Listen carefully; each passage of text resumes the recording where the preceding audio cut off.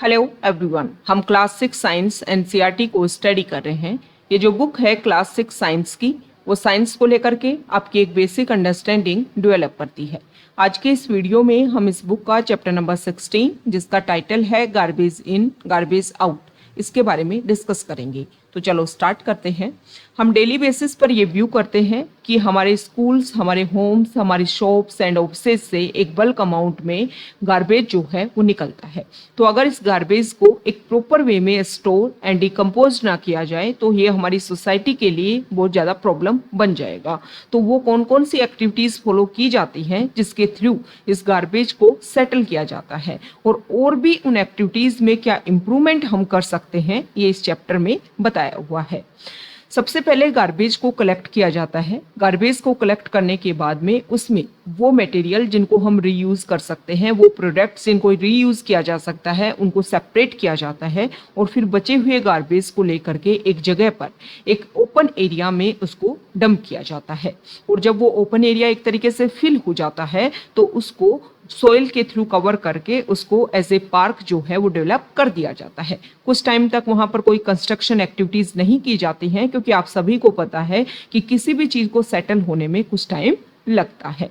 तो ये जो ओपन एरिया है जहाँ पर गार्बेज को डंप किया जाता है उसको बोलते हैं लैंडफिल साइट।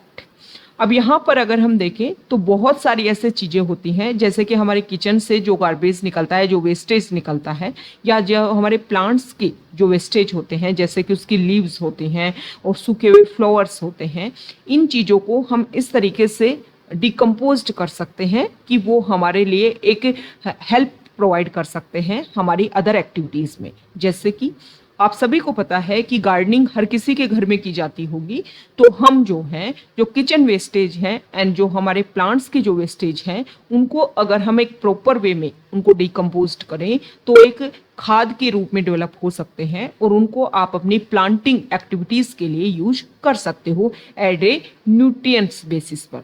तो इस चैप्टर में बताया हुआ है कि किस तरीके से आप जो भी गार्बेज है उसमें और भी सेग्रीगेशन किया जा सकता है। ओके, और बहुत सारे सिटीज़ में तो आपने इस तरीके के डस्टबिन देखे भी होंगे कि वहाँ पर अलग अलग कलर के डस्टबिन होते हैं और फिर जो भी आपका गार्बेज है, जो भी आपका वेस्टेज है, उसको आपको अपने लेवल पर सेग्रीगेशन कर करके अलग अलग डस्टबिन में डंप करना होता है। और जो किचन वेस्टेज और जो प्लांट्स के जो वेस्टेज होते हैं उनके लिए ग्रीन जो कलर का जो डस्टबिन है वो इंस्टॉल किया जाता है। अब हम क्या कर सकते हैं, तो यहाँ पर जो गार्बेज का जो अमाउंट है उसको हम कम कर सके, ताकि इस तरीके की चीज़ों को हम रीयूज करके, रिसाइकिल करके उसको यूज कर सके। तो इस तरीके की जो लैंडफिल साइट्स हैं वो ज़्यादा एक बल्क लेवल पर इंक्रीज ना हो सके। दूसरा हम क्या कर सकते हैं कि वो प्रोडक्ट्स जो रिसाइकिल, रीयूज नहीं हो सकते, ओके, और जिनको हम डिग्रेड नहीं कर सकते हैं, उनके यूज़ के ऊपर एक तरीके से रोक लगाई जानी चाहिए। जैसे कि प्लास्टिक जो है वो एक मेजर इशू है और इसके ऊपर रोक लगाई नहीं जानी चाहिए, क्योंकि प्लास्टिक की जो थैलियाँ जो हम यूज़ करते हैं उनको अगर काफ़ी लंबे टाइम तक भी आप एक तरीके से ज़मीन में दबा कर रखोगे या कुछ भी करोगे तो वो जो है वो डिग्रेड नहीं हो पाती है। और प्लास्टिक धीरे धीरे जो है वो हमारी फूड साइकिल में एंटर हो रहा है और एक तरीके से हमारी हेल्थ को जो है काफ़ी ज़्यादा इफेक्ट करेगा। तो इस चैप्टर में प्लास्टिक के बारे में भी बात बताया हुआ है।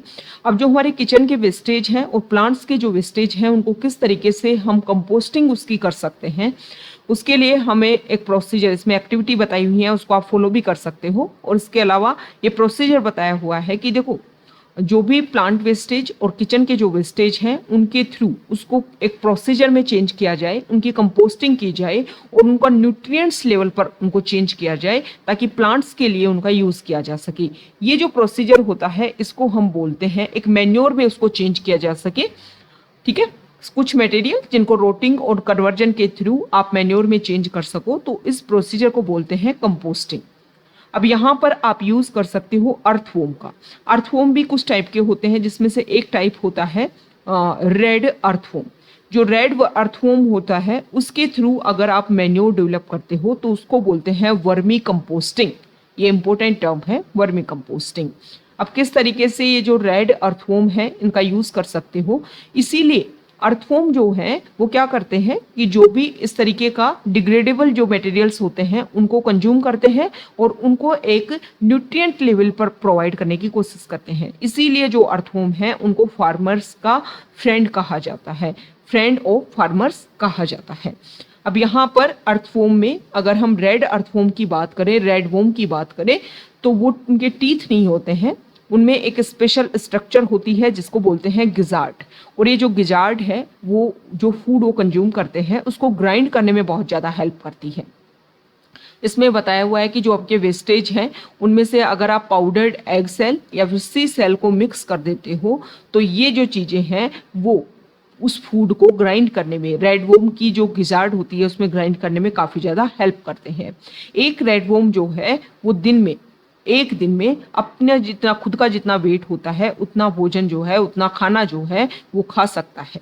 ओके, रेड वोम जो है वो ना तो वेरी हॉट में और ना ही वेरी कोल्ड टेम्परेचर में, वेरी कोल्ड एक तरीके से सराउंडिंग्स में, ना तो ज़्यादा ठंडा होना चाहिए ना ज़्यादा गर्म होना चाहिए, इसमें वो जीवित नहीं रह पाते हैं। रेगुलर बेसिस पर उनको मॉइस्चर जो है वो अपने आसपास चाहिए। और अगर आप प्रॉपर ढंग में अपने जो रेड वोम है उनको प्रोटेक्ट करते हो तो एक मंथ में उनकी जो नंबर्स हैं, उनकी जो संख्या है वो डबल हो जाती है। तो यहाँ पर एग्जाम्पल दे रखा है कि जो वे हमारे किचन के वेस्टेज हैं और जो भी प्लांट के वेस्टेज हैं उनको इस तरीके से हम रीजनरेट कर सकते हैं और यूज कर सकते हैं एज ए मैन्योर। ये इंपॉर्टेंट एग्जाम्पल यहाँ पर दे रखा है। सेकंड यहाँ पर बता रखा है कि जो प्लास्टिक, उससे पहले बता रखा है पेपर के बारे में कि जो पेपर है उसको आप किस तरीके से रिसाइकिल कीजिए, उसको थ्रो मत कीजिए, उसका रिसाइकिल कीजिए, आप कुछ और प्रोडक्ट्स बनाइए ताकि वो उसकी वजह से जो गार्बेज है वो कम अमाउंट में निकल सके। दूसरा यहाँ पर प्लास्टिक के बारे में बता रखा है कि प्लास्टिक जो है वो हमारे लिए क्या है, बून है या फिर कर्स है। तो यहाँ पर बता रखा है कि अगर एक लिमिटेड लेवल में यूज़ किया जाए या ऐसे प्लास्टिक का यूज़ किया जाए जो रीयूज़ हो सकता है, रिसाइकिल हो सकता है, तो वो कोई प्रॉब्लमेटिक नहीं है हमारे लिए। लेकिन जो प्लास्टिक की जो थैलियाँ यूज़ की जाती है ना वो काफ़ी ज़्यादा प्रॉब्लमेटिक है। प्लास्टिक के जो बैग्स हैं वो काफ़ी ज़्यादा प्रॉब्लमेटिक हैं। उसमें लोग खाना भर के बाहर फेंक देते हैं, जो हमारे एनिमल्स होते हैं, वाइल्ड एनिमल्स, वो उनको कंज्यूम करते हैं जिसकी वजह से उनकी डेथ भी हो जाती है। प्लास्टिक बैग की वजह से जो भी हमारे नाले हैं, जो भी हमारा सीवेज प्लांट है वो एक तरीके से ब्लॉक हो जाता है, जिससे हमारी सिटीज़ में तो रेनिंग टाइम में, रेनी सीजन में काफ़ी ज़्यादा इश्यूज भी क्रिएट हो जाते हैं। और जो प्लास्टिक हैं बहुत बार ऐसा किया जाता है कि जो उनको बीन करके, उनको चुन करके दोबारा से उनको एक तरीके से वॉश करके उन प्लास्टिक बैग्स को दोबारा से यूज़ भी किया जाता है। तो बहुत बार जो है इस तरीके का जो डर्टी प्लास्टिक बैग्स है वो रिसाइकिल होकर के हमारे कंज्यूम में होते हैं और जो काफ़ी ज़्यादा प्रॉब्लमेटिक क्रिएट करते हैं, हमारी हेल्थ के लिए काफ़ी ज़्यादा प्रॉब्लम्स क्रिएट करते हैं प्लास्टिक्स। क्योंकि प्लास्टिक जो है उसको आप ख़त्म नहीं कर सकते हैं, उसको डिग्रेड नहीं कर सकते हो। तो हमें फोकस करना चाहिए प्लास्टिक के अल्टरनेट ऐसी चीज़ों पर जो बायोडिग्रेडेबल हो, जिनको आसानी से ईजिली जो है वो डिग्रेड किया जा सके, ताकि गार्बेज के जो एक बल्क अमाउंट देखने को मिलता है, जैसे कि अगर हम बात करें, आप दिल्ली के आसपास वाले एरिया में अगर रहते हो तो वहाँ पर बुराड़ी वाला एरिया है और भी अदर वहाँ पर साइट हैं जिनको लेकर के रेगुलर अगर आप न्यूज़पेपर रीडिंग करते हो तो उसकी वजह से काफ़ी ज़्यादा प्रॉब्लम्स भी क्रिएट हो रही हैं। अगर हम बात करें दिल्ली की जो लैंडफिल साइट्स हैं वहाँ पर, तो वहाँ पर इतना ज़्यादा पोल्यूशन लेवल इतना ज़्यादा इंक्रीज़ हो गया है कि वहाँ का जो ड्रिंकिंग वाटर है, ग्राउंड वाटर जो है, वहाँ पर पोल्यूशन लेवल इतना इंक्रीज हो गया है कि उसकी वजह से हेल्थ प्रॉब्लम्स होने लग गई हैं। हेल्थ प्रॉब्लम्स के साथ साथ में वहाँ पर सोसाइटियल जो प्रॉब्लम्स है वो भी इंक्रीज हो रही है उस पोल्यूशन की वजह से। ओके, तो ये सारी चीज़ें हैं जिसकी वजह से एक जो भी चीज़ें इफेक्ट करती है ना वो एक दिन में इफेक्ट नहीं करती, उसका धीरे धीरे जो इफेक्ट देखने को मिलता है। तो हमें जो प्रॉब्लम है, जो प्लास्टिक बैग्स एक इम्पोर्टेंट पार्ट बन गए हैं हमारी लाइफ के, उनको हमें रिमूव करना होगा और उनके अल्टरनेट के ऊपर फोकस करना होगा ताकि जो इश्यूज हैं उनको हम सोल्व कर सकें। अब यहाँ पर समरी दी हुई है इस चैप्टर की और समरी में वही बात बताई हुई है। सबसे पहले तो लैंडफिल साइट के बारे में, जहाँ पर जो भी गार्बेज है उसको सिटी या टाउन से कलेक्ट किया जाता है, फिर जिसको जहाँ पर डंप किया जाता है।